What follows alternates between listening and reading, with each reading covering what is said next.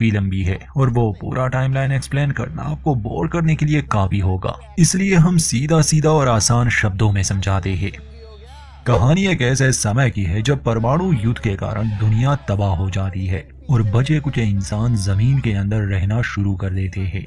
100-200 साल बाद जब रेडिएशन का स्तर काफी घट जाता है, मतलब पृथ्वी फिर से जीने लायक बन जाती है, तब एक नए युग की शुरुआत होती है।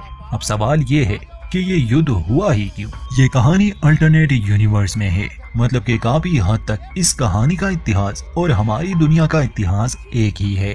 जैसे कि 1940 से लेकर 1990 तक अमेरिका बड़े बड़े खतरों से जूझ रहा था, जैसे कि पहला विश्व युद्ध, इसके बाद न्यूक्लियर वॉर का खतरा, कोल्ड वॉर। अमेरिका के लिए सबसे बड़ा सरदर्द था कम्युनिज्म।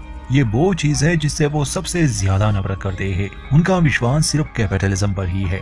अब ये सारी बातें तो हम अच्छी तरह से जानते हैं, क्योंकि असल में ये हमारी दुनिया का ही इतिहास है। अब चलिए आपको थोड़ा सा 60 के दशक में ले जाते हैं। ये कहलाता है रेट्रो फ्यूचरिज्म का युग, डीजल इलेक्ट्रिक पर चलने वाले मशीनों का दौर। इस दौर में कदम रखते ही हम इंसानों ने काफी विकास कर लिया और आज आप देख सकते हैं टेक्नोलॉजी के फील्ड में हम कहां तक आ पहुंचे हैं। मगर द फॉल आउट कहानी का इतिहास कुछ अलग है। 60 और 70 के दशक में जो भी चीजें बनाई गई, समय के साथ उनका विकास हुआ ही नहीं, वो वहीं के वहीं अटक गए। जैसे कि ये और ये सब। हालांकि सीरीज की कहानी साल 2077 से शुरू होती है, मगर तब भी दुनिया में यही टेक्नोलॉजी है, हमारी दुनिया जैसी नहीं। इसकी बड़ी वजह ये थी कि जब 60 के दशक में परमाणु युद्ध का खतरा सर पर मंडरा रहा था, तब अमेरिका और अमेरिका जैसे बड़े बड़े देशों ने सिर्फ एक ही चीज पर ध्यान दिया, युद्ध पर। और युद्ध का सबसे घातक हथियार है परमाणु हथियार, इसलिए सभी यूरेनियम को हासिल करने में जुट गए। खैर 1960 से लेकर 2000 तक यानी 40 साल में उस टेक्नोलॉजी का विकास तो नहीं हुआ जो हमारे पास आज है, मगर उन्होंने अनंत ऊर्जा का स्रोत जरूर बना लिया था, यानी न्यूक्लियर फ्यूजन और फिजन। उनके पास होते थे न्यूक्लियर फ्यूजन रिएक्टर्स, जिससे वो अनंत ऊर्जा ले सकते थे। फिर साल 2077 में परमाणु युद्ध से पूरी दुनिया तबाह हो गई, जिसे द ग्रेट वॉर यानी महायुद्ध कहते हैं। मगर कुछ इंसानों ने पहले से ही तैयारियां कर ली थी। अमेरिका की एक बहुत बड़ी वॉल्ट इकोनॉमिक कंपनी ने 1000 से भी ज्यादा बड़े बड़े बंकर्स बनाए थे, जिन्हें वो वॉल्ट कहते थे। युद्ध से पहले उन्होंने अपने कई लोगों को उसमें भेज दिया। इसमें कई सदियों का राशन होता था और अनंत ऊर्जा तो वैसे भी उनके पास थी, मगर ऊपर धरती वैसी नहीं थी। फिर भी न्यूक्लियर वॉर के बाद दुनिया तो बदलनी ही थी, बंजर और वीराने में। ये सब जानने के बाद सीरीज की कहानी आपको बेतुकी नहीं लगेगी। आगे बढ़ने से पहले चैनल को सब्सक्राइब जरूर कर दे। कहानी की शुरुआत होती है पहले चैप्टर से, जो कि है अंत। साल 2077 कैलिफोर्निया में एक बच्चे का जन्मदिन मनाया जा रहा था। ये रईस लोग थे, इसलिए इन्होंने करतब दिखाने के लिए कूपर हॉवर्ड नामी एक काउबॉय को बुलाया था, जो एक जमाने में काफी मशहूर फिल्मी सितारा हुआ करता था। वहां मौजूद 2 लोगों की बातों से हमें अंदाजा हो जाता है कि कूपर का तलाक हो चुका है, जिसकी वजह से उसने सब कुछ खो दिया, अपनी शोहरत, दौलत। मगर उसकी छोटी बेटी जेनी उसके साथ है। अंदर बैठे लोग रेडियो और टीवी पर खबरें सुन रहे थे। ये साल 2077 है, मगर आप देख सकते हैं वही पुराने जमाने के रेडियो और टीवी चल रहे हैं। जैसे कि हमने शुरू में इसका जिक्र किया था कि इस तरह की टेक्नोलॉजी का विकास नहीं हुआ। तस्वीर लेते समय उस बच्चे का पिता कूपर से कहता है कि तुम अपना वो मशहूर पोस्ट दो ना, जिसमें तुम अंगूठा दिखाते हो, मगर कूपर मना करता है। ये तंब अप वाली बात आप याद रखिए, ये इस कहानी से जुड़ी है। खैर न्यूज में परमाणु युद्ध के बारे में बात हो रही थी।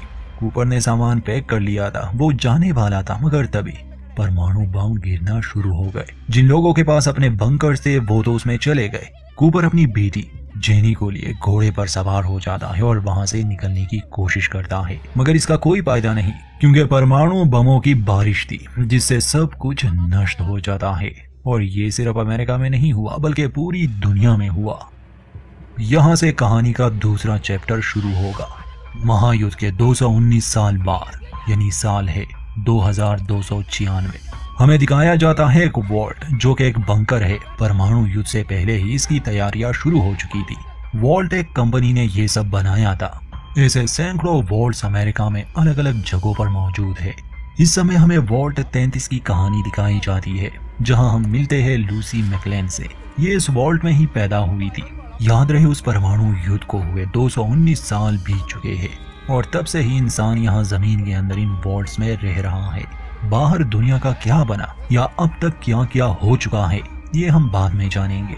लूसी की कहानी पर आते हैं, पहले इन वॉल्ट्स को थोड़ा समझना होगा। वॉल्ट 33 जुड़ा हुआ है वॉल्ट 31 और 32 से, मगर ये लोग अलग रहते थे। इनका अपना अपना काम था। अगर इन्हें मिलना भी होता तो सिर्फ खास मौकों पर, जैसे कि एक वॉल्ट में रहने वाले लोगों के जब बच्चे होते तो ज्यादातर वो कजन ही होते, इसलिए उन्हें आपस में शादी करने की इजाजत नहीं थी। तो ये अक्सर दूसरे वॉल्ट वालों को शादी का न्योता देते। ऐसे ही ये अपनी नस्ल को आगे बढ़ा रहे थे। हर वॉल्ट का मकसद और उसकी कहानी अलग है। ऐसे ही हर वॉल्ट में रहने वाले लोगों की तादाद भी अलग होगी। आमतौर पर वॉल्ट में 100 से 500 के बीच लोग रह सकते हैं और हर वॉल्ट में इतना राशन होगा कि वो कई सदियों तक चले। इसका मतलब कि अगर इन्हें जमीन के अंदर 100-200 साल और भी गुजारने पड़े तो इनके पास खाना कभी खत्म नहीं होगा और ऊर्जा की तो कोई समस्या ही नहीं, वो तो अनंत है। शुरू में हमें ये बताया जाता है कि वॉल्ट एक कंपनी का मकसद है कि वो न्यूक्लियर वॉर के बाद अमेरिका की जनता और उनकी संस्कृति को जिंदा रखे, और जब जमीन की सतह पर रेडिएशन का लेवल घट जाएगा तब ये लोग ऊपर आएंगे और नई सभ्यता की नींव रखेंगे। ऐसी दुनिया जहां शांति हो, कोई युद्ध ना हो, इंसान के लिए एक बेहतर दुनिया। ये ऐसे ही अपनी नस्लों को शिक्षा देते थे। वॉल्ट में रहने वाले लोग बहुत अच्छे होते थे, कह सकते हैं भोले वाले लोग, जो बिल्कुल हिंसक नहीं थे। ये मक्खी तक नहीं मार सकते थे क्योंकि वो इन्हें बुरा बना देता। अब ऐसी इनकी सोच थी। इसके अलावा गुस्सा नहीं करते थे, गालियां नहीं देते थे, झूठ भी नहीं बोलते थे, एक दूसरे का बहुत ख्याल रखते, हर काम मन से करते। उसूलों वाले लोग थे, बिल्कुल मासूम। इतनी तारीफ काफी होगी इनकी।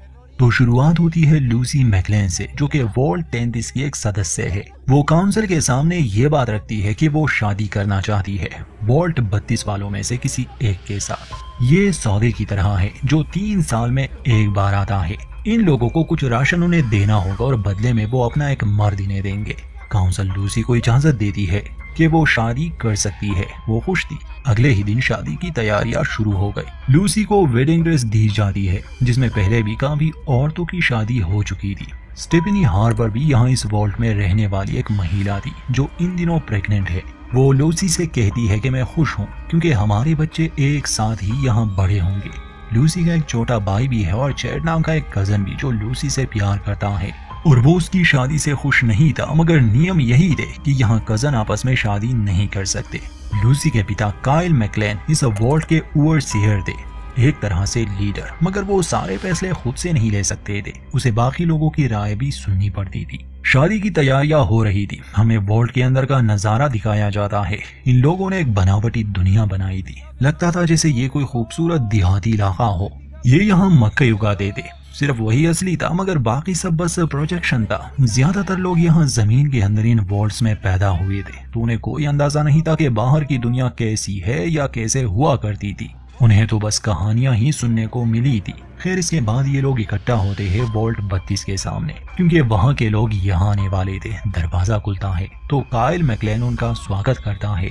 लूसी उलझन में थी कि उसका पति कैसे होगा, तो जैसे ही वो सामने आता है लूसी को वो काफी पसंद आया क्योंकि दिखने में वो ठीक ठाक ही था। तो नियम के मुताबिक आज जैसे ही इन दोनों की शादी हो जाएगी, ये लड़का मॉन्टी जो वॉल्ट 32 से है अब यहाँ रहने लग जाएगा। ये और लूसी दोनों बच्चे पैदा करेंगे। ऐसे ही वॉल्ट में रहने वाले लोगों की नस्ल बढ़ती है। शादी की रस्म होने के बाद सभी खाना खाने बैठ जाते हैं। काइल मैकलेन अपना भाषण देता है, कहता है कि ऊपर धरती की हालत अब धीरे धीरे ठीक हो रही है और मुझे यकीन है कि हमारी आने वाली नस्ल जैसे लूसी और बाकी औरतों के बच्चे वहाँ रह सकते हैं। हमें नहीं पता वहाँ किन चीजों से हमारा सामना हो सकता है। 200 साल के बाद पता नहीं वहाँ क्या क्या फैला होगा। अशांति, दंगे फसाद, गैर कानूनी वारदातें। वहाँ बचे इंसानों को हमें जीने का सही तरीका सिखाना होगा। यही हमारा मकसद है। इसके बाद ये लोग शादी का जश्न मनाते हैं। वैसे तो सब कुछ ठीक ठाक ही लग रहा था। लूसी और मॉन्टी अपने नए घर में जाते हैं, कुछ समय एक साथ बिताते हैं। लूसी खुश थी कि उसे एक जीवन साथी मिल गया, मगर मॉन्टी काफी अजीब था। ये थोड़ी ही देर में हमें और लूसी को समझ आ जाएगा कि ऐसा क्यों था। लूसी का छोटा भाई नॉम मैकलेन, उसे तो शुरू से ही वॉल्ट 32 से आए लोगों पर शक था, इसलिए अपना शक दूर करने के लिए वो वॉल्ट 32 में जाता है और ये देखकर तो उसके होश उड़ गए कि वहाँ सब कुछ बर्बाद पड़ा है। जब उसे वहाँ कटी सड़ी लाश दिखी तो वो फौरन वहाँ से निकल जाता है। कोई भी वॉल्ट ऐसा नहीं हो सकता, यहाँ कुछ तो बुरा हुआ था और वो लोग जो शादी के लिए आए हैं वो बहरूपिया है। मगर तब तक बहुत देर हो चुकी थी, उन्होंने वहाँ हमला कर दिया था। ये है रेडर्स, हमलावर, ऐसे लोग जो वॉल्ट वालों से नफरत करते हैं और ये ऊपर रहते हैं, यानी धरती की सतह पर। इनका मकसद हमें बाद में समझ आएगा, मगर ये बेरहम लोग हैं क्योंकि ये वॉल्ट 33 वालों को इतनी बेदर्दी से कत्ल करना शुरू कर देते हैं कि उन पर कोई रहम नहीं दिखाते। आगे बढ़ने से पहले हम एक गैजेट के बारे में बताना भूल गए थे जो कि हर वॉल्ट में रहने वाले इंसान के पास होता है। ये कहलाता है पिप बॉय। जैसे कि हमारे पास कंप्यूटर और सेलफोन है, ये इन लोगों के लिए ऐसे ही काम करता, मगर ये इतना एडवांस नहीं था। इसमें बस कुछ ही फंक्शंस होते जैसे कि map, radio, tracking device, compass और सेंसर, बल्कि ये कलर में भी नहीं होता था। तो इसमें लगे सेंसर से लूसी को अंदाजा हो जाता है कि उसके दूल्हे का रेडिएशन लेवल काफी हाई है। इसका मतलब कि वो यहाँ से नहीं बल्कि ऊपर सतह से है। और तभी उसे बाहर शोर सुनाई दिया, मतलब कि उसके लोगों का कत्लेआम शुरू हो चुका था। मोंटी एक चाकू लिए लूसी को मारने के लिए बढ़ता है। लूसी अपने बचाव में लड़ती है और उसका चेहरा बुरी तरह से बिगाड़ देती है। बाहर आते ही लूसी को ये दिल दहला देने वाला मंजर देखना पड़ता है कि उसके वॉल्ट पर हमला हो चुका है और लोगों को बेदर्दी से कत्ल किया जा रहा है। सबसे पहले वो आर्मरी में जाती है, मगर हथियार पहले से ही ले लिए गए थे। एक ट्रैंकुलाइजर गन लिए अपने लोगों को बचाने की कोशिश करती है वो, मगर उनके काफी लोग मारे जा चुके थे। स्टिफनी हार्पर नामी औरत का पति इस हमले में मारा गया। उस समय आकर वो उन रेडर से लड़ने लगी, मगर अफसोस कि उसे अपनी एक आंख गंवानी पड़ी। वॉल्ट का वो प्रोजेक्टर भी जल चुका था।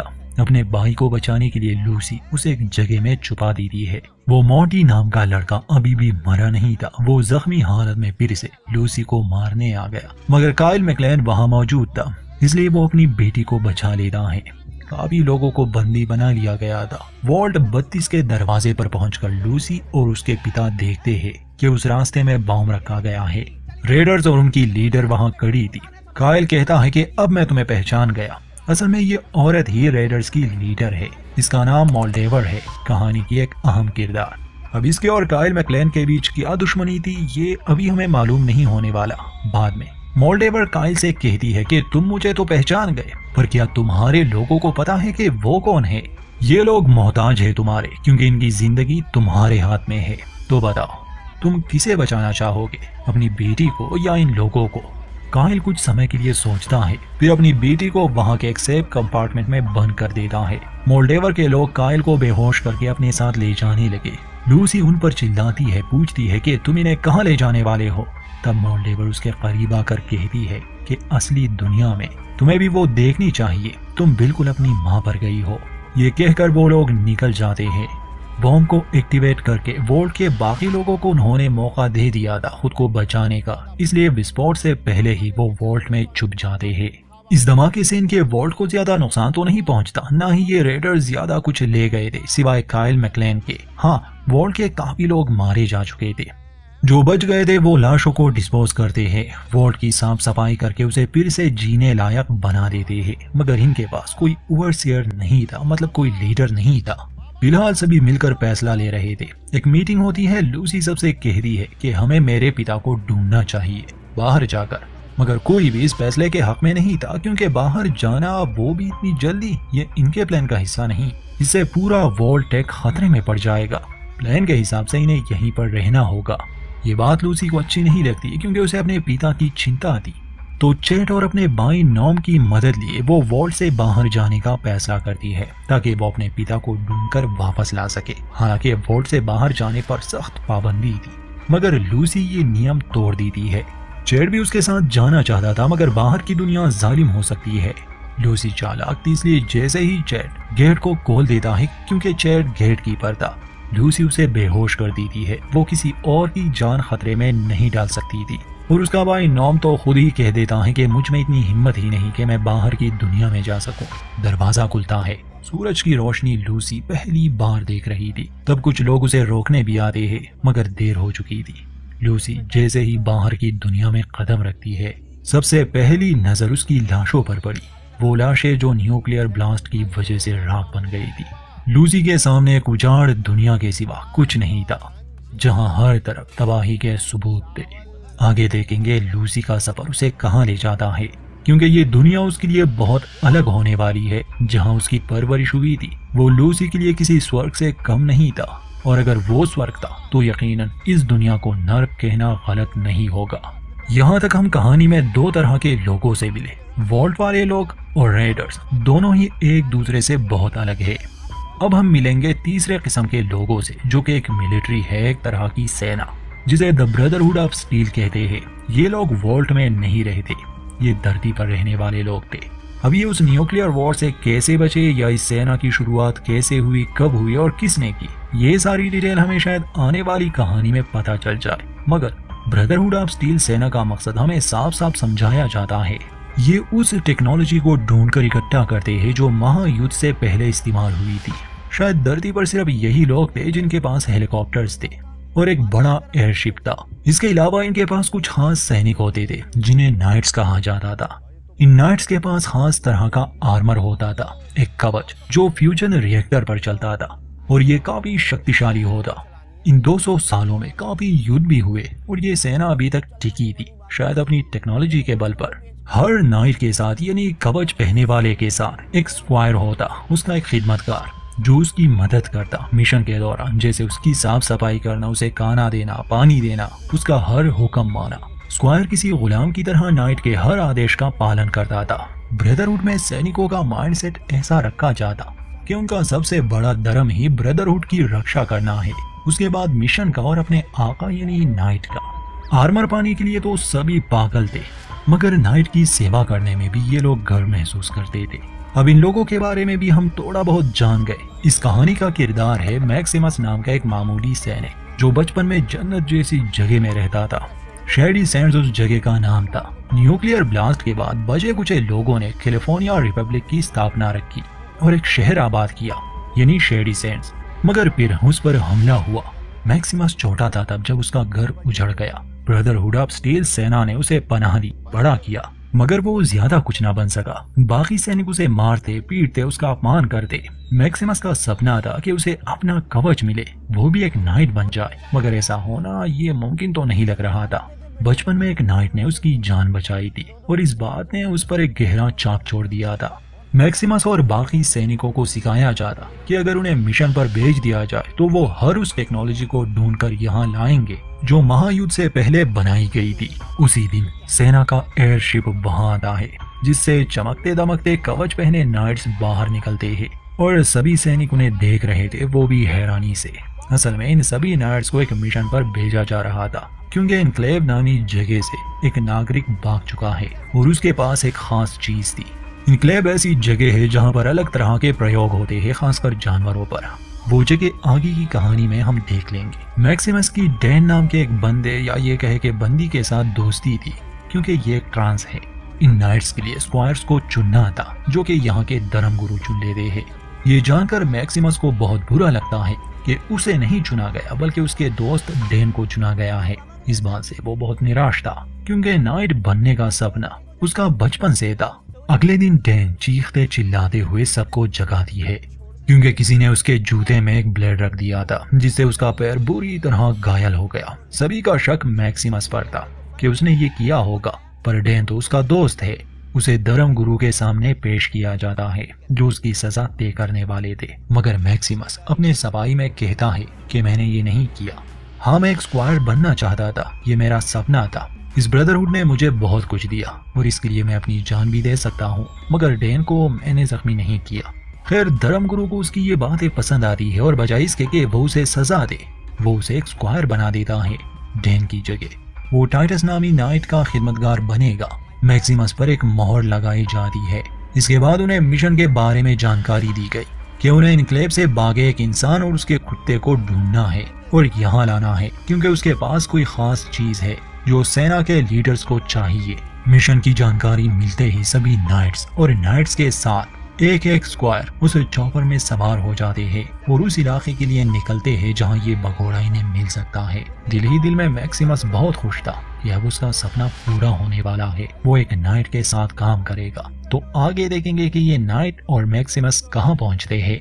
एपिसोड के अंत में हमें 3 बाड़े के कातिल दिखाए जाते हैं जो कि एक म्यूटेंट को लाने वाले थे। उस म्यूटेंट को एक कब्र में जिंदा दफनाया गया था। यहाँ हमें इस कहानी की एक नई प्रजाति से मिलवाया जाता है जो है म्यूटेंट्स, और कहानी में उन्हें गॉल्स कहा जाता है यानी पिशाच। ये कभी इंसान हुआ करते थे मगर ज्यादा रेडिएशन की वजह से इनका शरीर परिवर्तित हो गया, जिसके फायदे भी है और नुकसान भी। फायदे ये कि इनका शरीर जल्दी हील हो जाता, ये रेडिएशन को झेल सकते थे, और सबसे अहम कि इनकी जिंदगी बहुत लंबी हो जाती। मगर इन्हें एक खास किस्म की दवा खानी पड़ती, वरना फिर ये बिल्कुल ज़ॉम्बी बन जाते और किसी पर भी हमला कर सकते थे। और हाँ, इनकी नाक भी नहीं होती। तो यहाँ तक हमने कहानी में 5 प्रकार के लोगों को देखा। वर्ल्ड में रहने वाले जिनका रहन सहन बहुत अलग है। दूसरा रेडर्स जो अपने हक के लिए लड़ते हैं। अब उनका हक या मकसद क्या है, वो बुरे हैं या अच्छे, ये अंत में समझ आएगा। तीसरे किस्म के लोग वो सेना है यानी ब्रदरहुड स्टील, और चौथे ये म्यूटेंट्स या गॉल्स, क्योंकि ये भी इस कहानी का अहम हिस्सा है। और आखिर में सबसे बड़ा टोली बाड़े के ये कातिल उस म्यूटेंट को कब्र से निकालते थे जो कि और कोई नहीं बल्कि 200 साल पहले से देखा था वही कूपर हावर्ड है। मगर अब